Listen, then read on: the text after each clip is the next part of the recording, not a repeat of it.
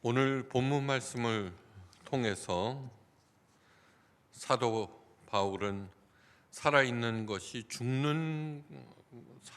것보다 죽어서 죽게로 가는 것을 훨씬 더 원하고 있습니다. 다시 말해서 죽음이 하나도 무섭지 않다는 것입니다. 그러나 수많은 사람들, 거의 대부분의 사람들은 죽음을 무서워하고 두려워합니다. 그런데 알아야 할 것은 신앙인의 완성은 죽음의 문제를 해결할 때 비로소 진정으로 이루어집니다.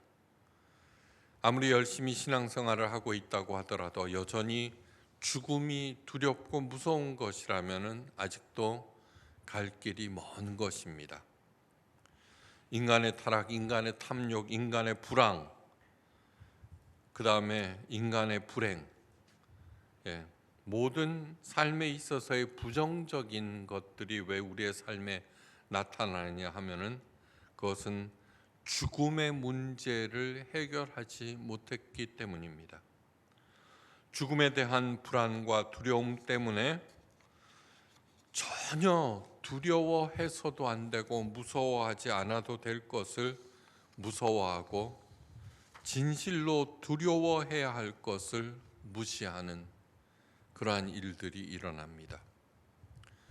이렇게 하나님께서 만드신 삶의 순리에 역행하는 이유는 모두 다 죽음에 대한 공포, 두려움, 불안 때문입니다. 우리 예수님께서 말씀하십니다. 몸은 죽여도 영혼은 능히 죽이지 못하는 자들을 두려워하지 말고 오직 몸과 영혼을 능히 지옥에 멸하시는 자를 두려워하라. 마태복음 10장 28절 말씀입니다. 몸은 죽여도, 이 육체는 죽여도 영혼은 죽이지 못하는 것, 바로 사탄을 말합니다.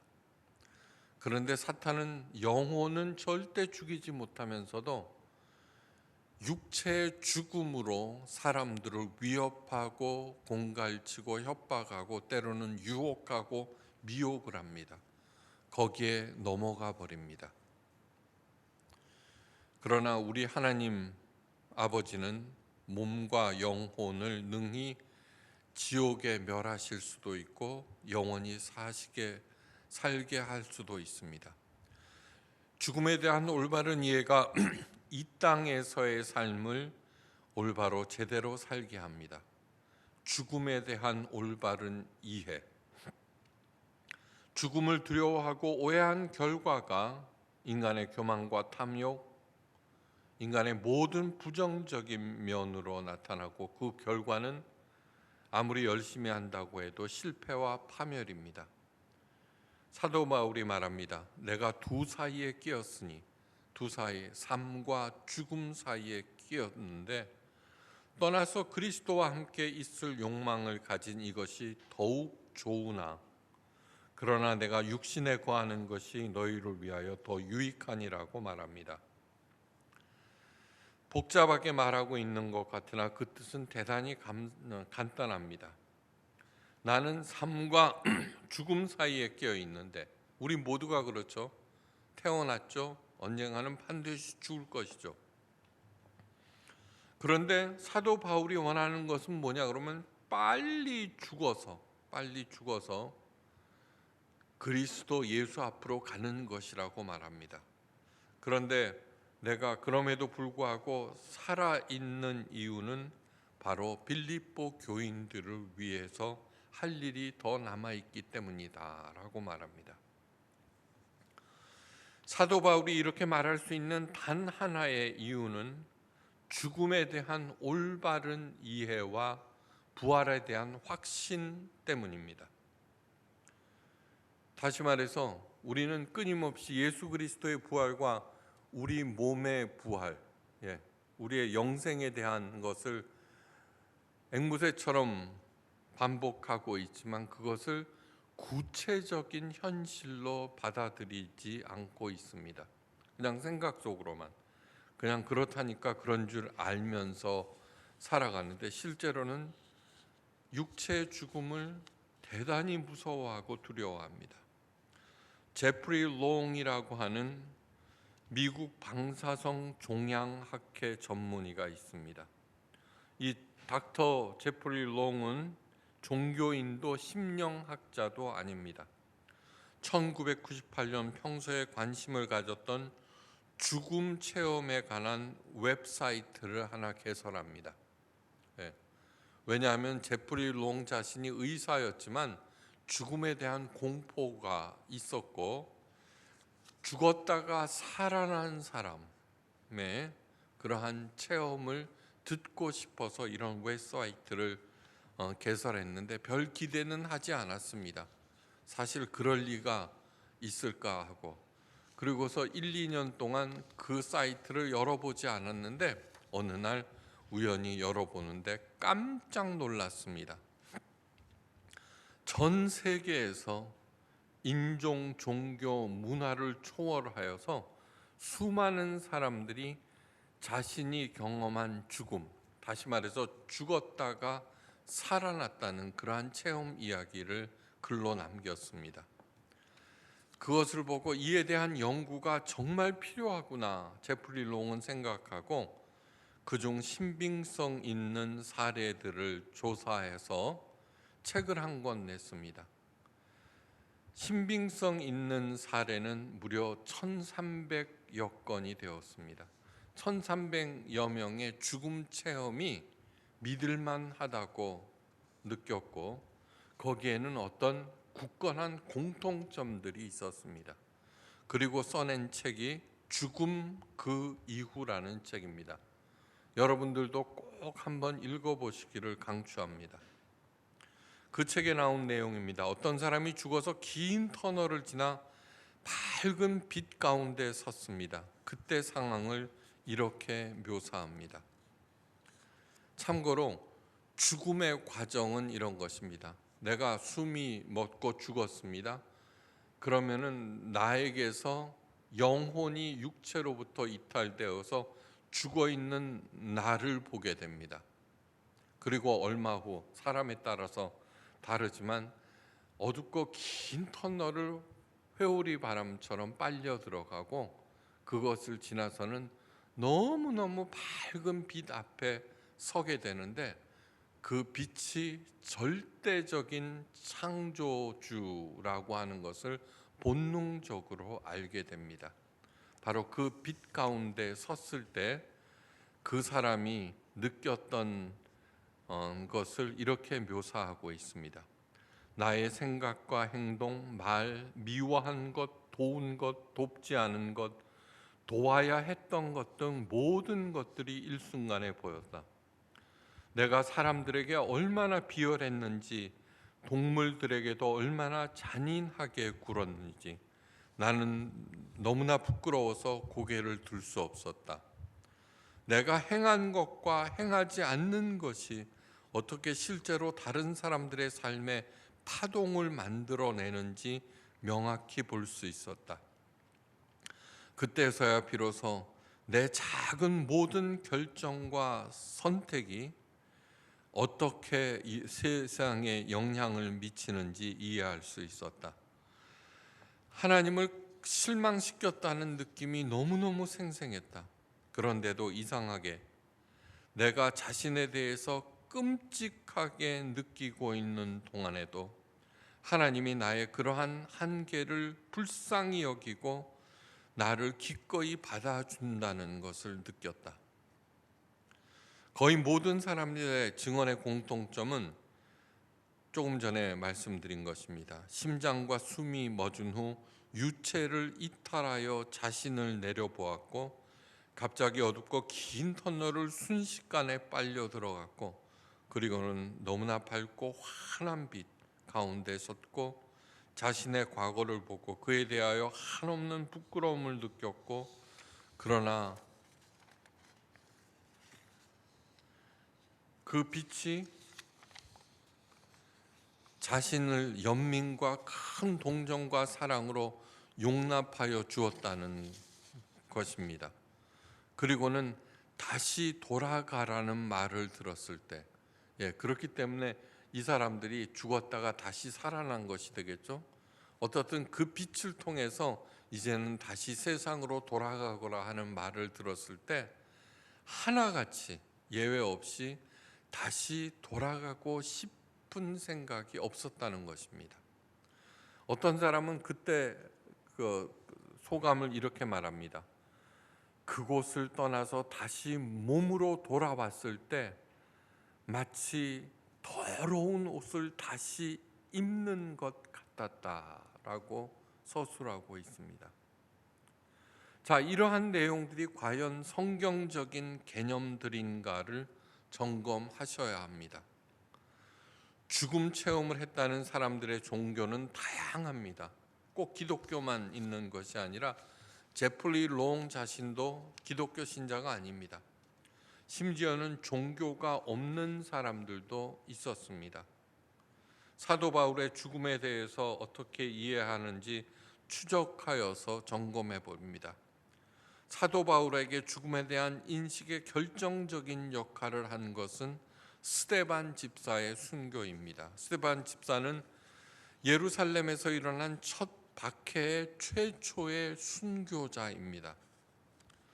스데반 집사가 거리로 나가 예수님을 증거합니다. 부활하신 예수님이 하나님께서 보내신 구세주다.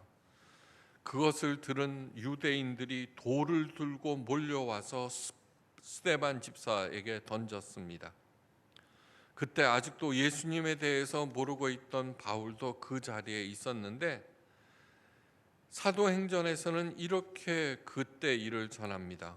성 밖에 내치고 돌로 칠세 증인들이 옷을 벗어 사울이라 하는 청년의 발 앞에 두니라. 사울은 부활하신 예수님을 만나기 전에 사도 바울의 이름이 사울입니다. 무수한 돌들이 날아와 스데반 집사의 몸을 때렸습니다. 머리가 깨지고 피가 철철 흘렀습니다. 그러나 스데반 집사는 성령이 충만하여 하늘을 우러러보며 말합니다. 보라, 하늘이 열리고 인자가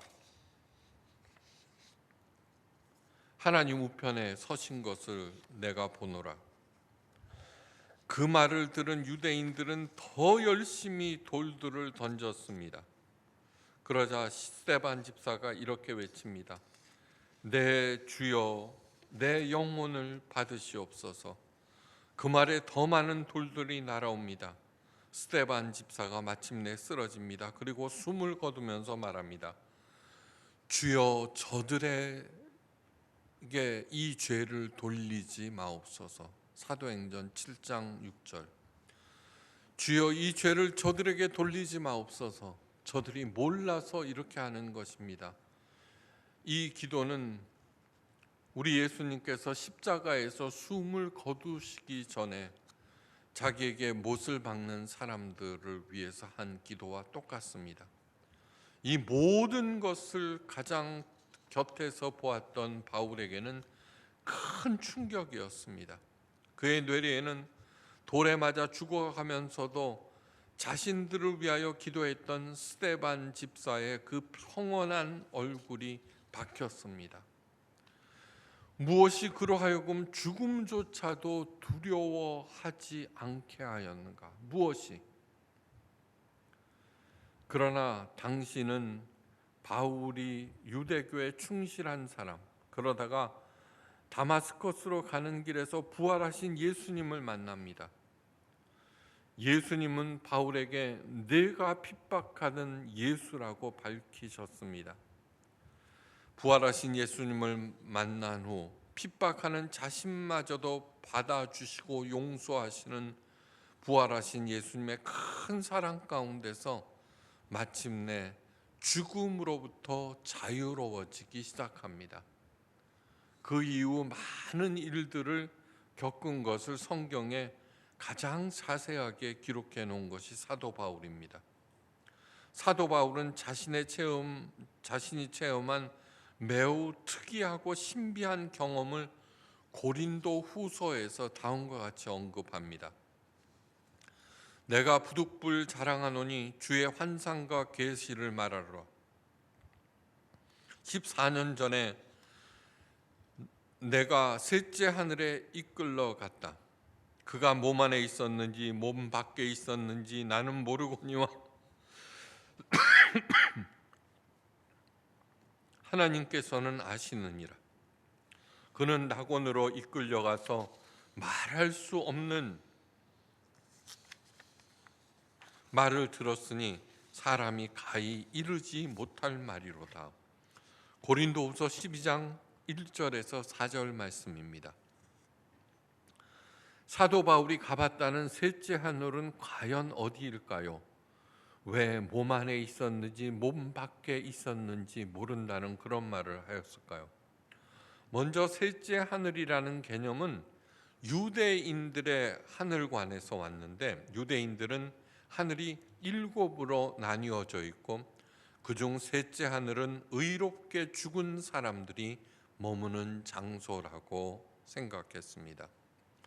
에베소서 4장 10절에도 내리셨던 예수가 곧 모든 하늘 위에 오르신 자니 이는 만물을 충만케 하려 하심이니라는 구절이 있습니다.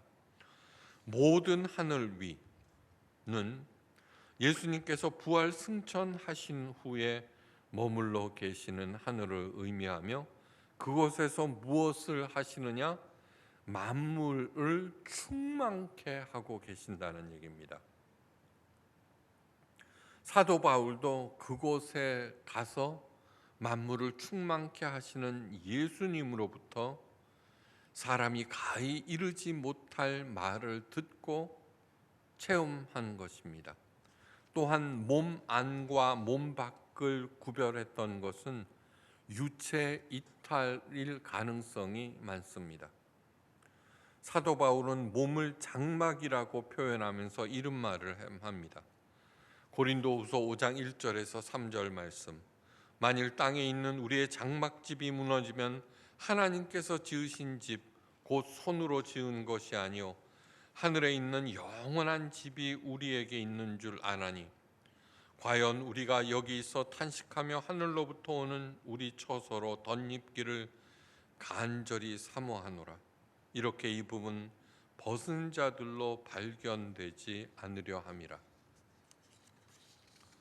사도 바울의 이 말은 죽었다가 다시 살아났을 때 다시 더러운 옷을 입는 것 같았다는 사람의 말을 이해할 수 있습니다. 영원한 하나님 나라, 영생에 대한 확신이 없으므로 우리들은 죽는 것을 무서워하고 다시 살아난 것을 기뻐하고 이렇게 하는데, 아니요, 오히려 다시 사는 것은 무너질 장막집, 다시 더러워진 그러한 것을 다시 덧입는 것과 똑같다는 그런 말과 마찬가지입니다. 사도 바울은 이런 말도 합니다. 내가 확신하노니 사망이나 생명이나 천사들이나 권세자들이나 현재일이나 장래일이나 능력이나 높음이나 깊음이나 다른 아무 피조물이라도 우리를 우리 주 그리스도 예수 안에 있는 하나님의 사랑에서 끊을 수 없느니라. 로마서 8장 38절에서 39절 말씀입니다. 죽음을 체험했던 사람들의 공통적인 증언은 그 빛이 절대자였으며 그 빛은 자신을 한없는 사랑과 연민으로 용납하였다는 것을 말하고 있습니다. 죽음마저도, 죄마저도, 권력과 부와 깊음과 높은 것을 추구했던 욕망마저도 하나님의 사랑을 이기지 못한다는 것입니다. 그 누가 세상에 어떤 것이 하나님의 사랑을 능가할 수 있겠습니까? 한번 생각해 보십시오. 저는 평생 동안 목회를 하면서 강조했던 것은 예수님은 섬겨야 하는 존재가 아니라 사랑해야 하는 존재, 따르고 배워야 하는 존재라고 강조해 왔습니다. 그런데 우리들은 예수님 삼위일체 하나님을 사랑할 생각은 안 하고 그저 섬기기만 하였습니다. 종교를 통해서, 종교 행위를 통해서. 그것은 무당 종교와 다를 바가 전혀 없습니다. 전혀 없습니다. 여러분, 사랑이라고 하는 것은 뭐냐 그러면은 이등이 없습니다. 이 마을에서 두 번째 부자도 좋은 것이고 반에서 2등한 것도 좋은 것이고 운동 경기에서도 은메달 따는 것도 좋은 것입니다. 그러나 사랑에는 2등이 없습니다. 나는 당신을 사랑하는데 두 번째로 사랑해. 그러면은 뭐예요? 도대체 첫 번째는 누구야? 이렇게 나옵니다. 하나님을 가장 사랑해야 되는 이유가 바로 여기에 있습니다. 이 모든 것, 죽음에 대한 자유가 사도 바울에게만 특별히 주어진 것이 절대로 아닙니다. 사도 바울이 이방인의 사도가 된 것, 죽음을 절대로 두려워하지 않고 목숨을 걸고 복음을 전한 이유는 우리와 같은 보통 사람들도 자신이 전하는 복음을 듣고 죽음의 실체를 올바로 알고 죽음으로부터 자유로워지라는 것입니다. 하나님의 사람은 그 어떤 죄도 이미 예수님의 십자가에서 용서받았습니다. 그런데 어떤 이들은 그 사랑과 용서를 거부하고 제 길로 가버립니다. 그런 게 어디 있어? 회개한다고 다 용서받아? 사람을 죽여놓고? 근데 한번 깊이 생각해, 사랑의 관점에서 한번 생각해 보십시오. 자식이 부모의 뜻을 저버리고 엉망진창으로 살아가고, 그 다음에 지어서는 안 되는 죄를 지어버렸습니다. 그런데 그 망나니 자식이 돌아와서 진심으로 용서를 구한다고 합시다. 세상 법은 그를 용서하지 않지만 정말 진심으로 뉘우치고 있는 그 자식은 부모들은 다 용서하고 오히려 감사할 것입니다. 부모의 사랑보다도 훨씬 더 큰 것이 하나님의 사랑입니다. 사랑의 관점에서 한번 생각해 보십시오. 예수님과 사도 바울이 온 힘을 다해 전하는 것은 하나님의 용서를 이해하고 공감하고 받아들이고 바로 그 하나님의 사랑 안에서 살면은 그 삶이 천국으로 이어지고 천국에서 완성된다는 것입니다. 여러분, 영생이라는 거 절대 어렵지 않습니다. 종교생활 열심히 한다고 그 상으로 영생이 주어지는 것이 절대로 아닙니다. 다른 종교에서는 치성을 쌓고 종교생활을 열심히 하면 극락왕생한다고 하는데 기독교의 영생은 그런 것이 절대로 아닙니다. 사랑의 종교, 하나님은 우리를 자기 자신보다도 더 사랑하셨습니다. 그 증거가 예수님, 자기 독생자 예수님한테 너 신목사 대신해서 죽어라, 십자가에 못 박혀. 사랑하니까. 사랑하는 사람이 죄 가운데 방황하고 멀어지는 것을 절대로 볼 수가 없죠. 여러분, 진짜 사랑의 궁극적인 목표, 딱 하나의 목표는 함께 있는 것입니다. 함께 있는 것. 내가 저 사람의 인물을 보고 능력을 보고 재산을 보고 결혼하면은 사랑이 아닙니다. 그런데 나는 저 사람하고 죽어도 같이 있고 싶은 것이 바로 그 사랑입니다. 하나님이 바로 그렇게 우리를 사랑하셨으므로 영원하신 하나님이 당연히 우리를 살려야 되겠죠. 사랑하니까.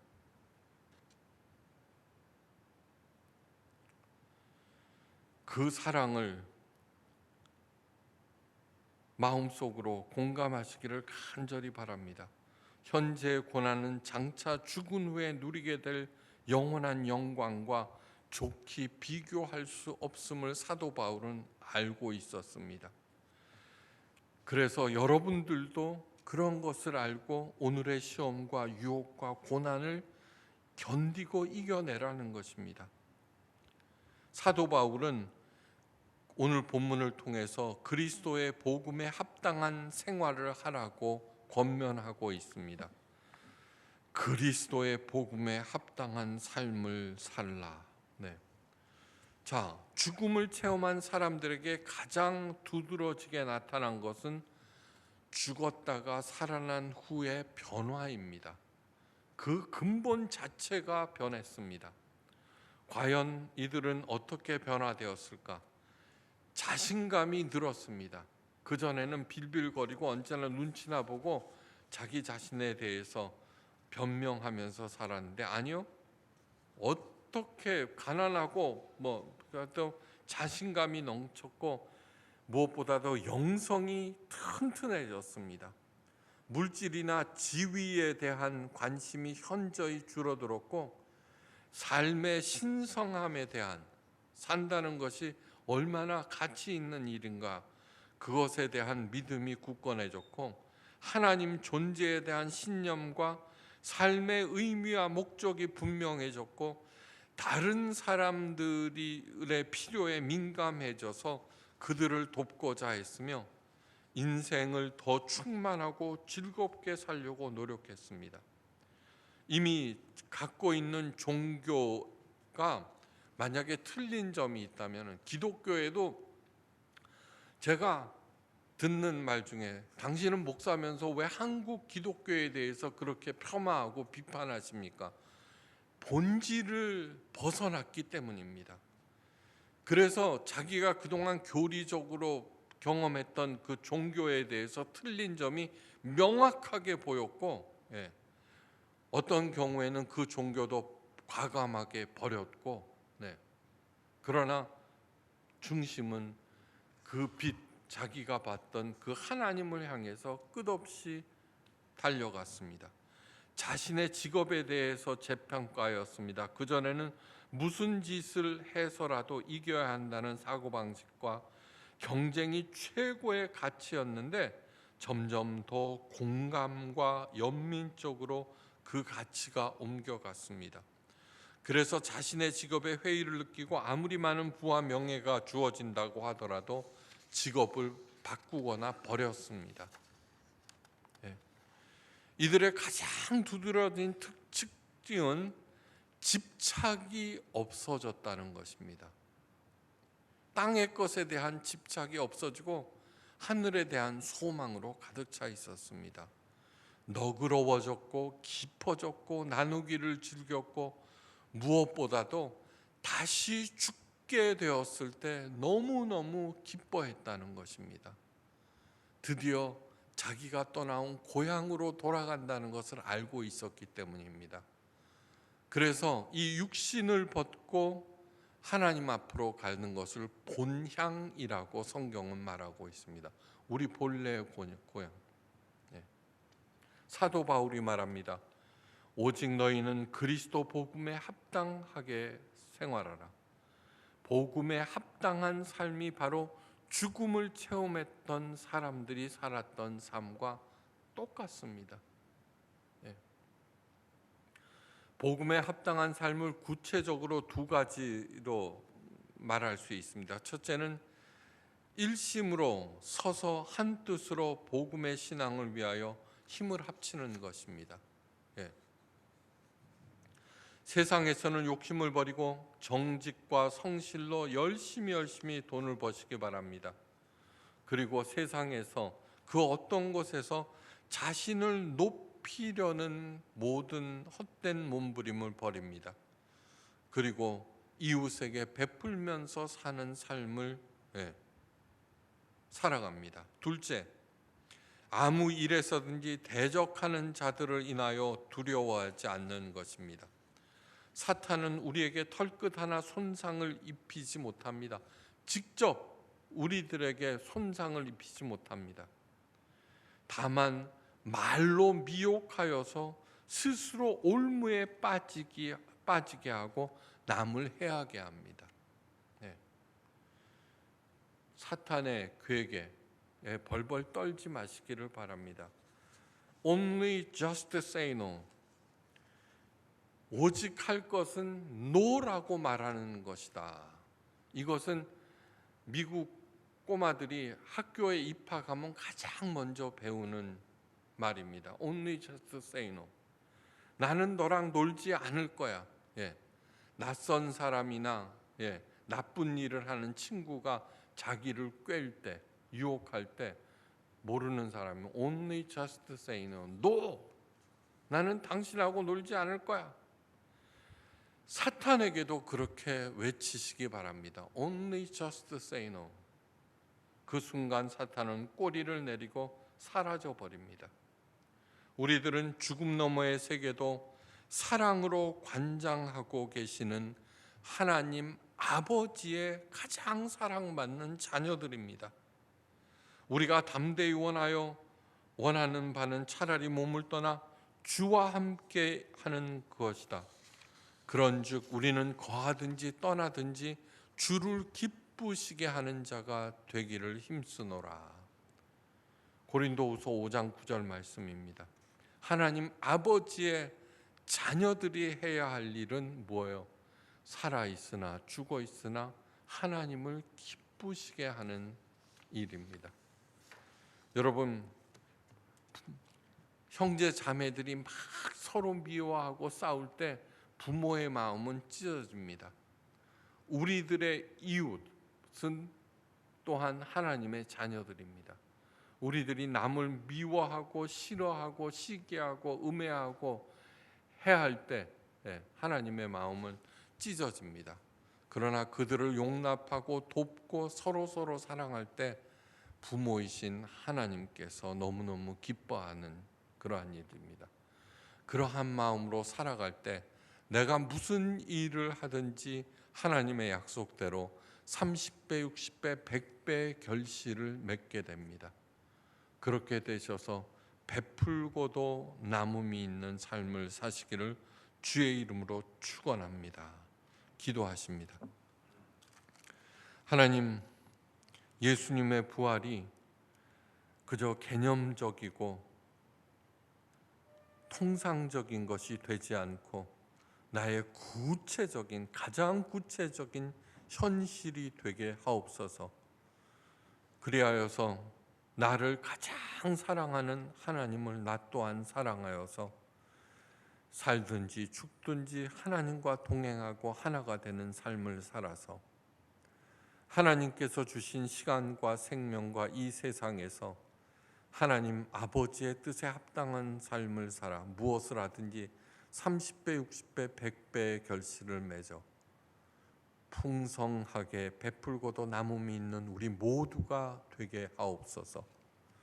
이제는 성부, 성자, 성령 삼위일체 하나님의 그 크신 은혜와 사랑과 은사와 능력 언제나 좋은 대로 인도하시고 풍성하게 공급하심이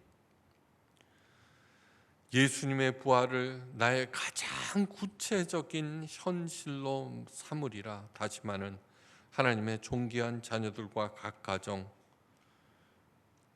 새로 세우는 계획과 포에마 예수교회 위에 지금부터 영원까지 함께 계시옵기를 간절히 기도하옵고 축원드리옵나이다. 아멘.